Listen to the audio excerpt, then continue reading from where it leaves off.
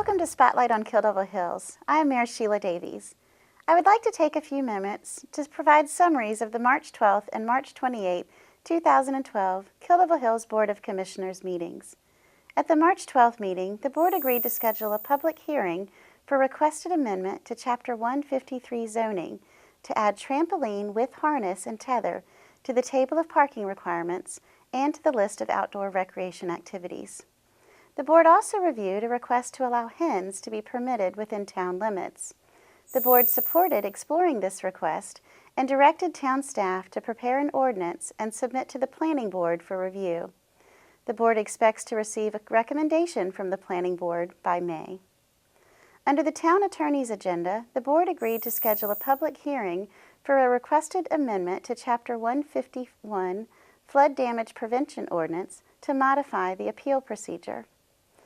At the second Board meeting on March 28th, the Board held two public hearings.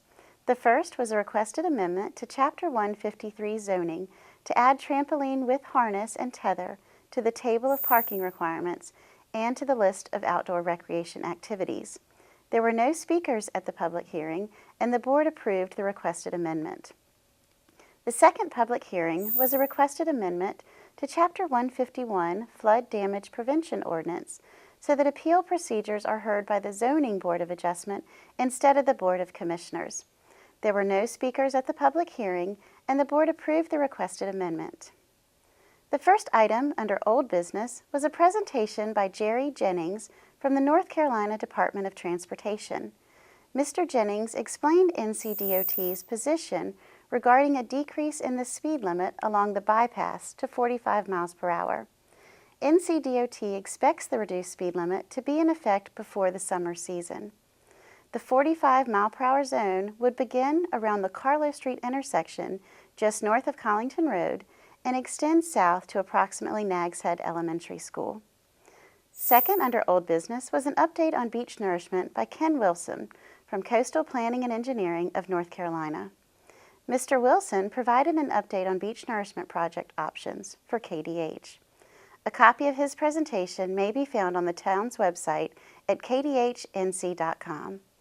The Board decided to table further discussion about beach nourishment until the April 12, 2012 meeting. Under New Business, the Board took the following actions.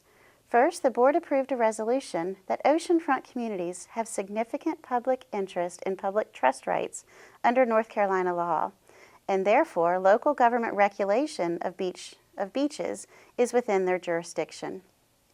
Second, the Board reappointed William Donahue as a regular member of the Zoning Board of Adjustment. Third, the Board appointed Blake Culpepper as an alternate member of the Zoning Board of Adjustment. Fourth, the Board adopted a Code of Ethics and Conduct for the Board of Commissioners. Under Commissioners and Mayor's agenda, the Board approved a change in the May meeting schedule. The first meeting in May will be on May 7th at 7 p.m. instead of May 14th. The Board also announced that the Board of Commissioners will be holding a joint retreat with the Planning Board on Tuesday, May 1st, beginning at 5:30 p.m. If you would like to view the March 28th Board of Commissioners meeting, it will be televised on the government channel, Cable Channel 20, on April 3rd and April 10th at 1 p.m. and 7 p.m.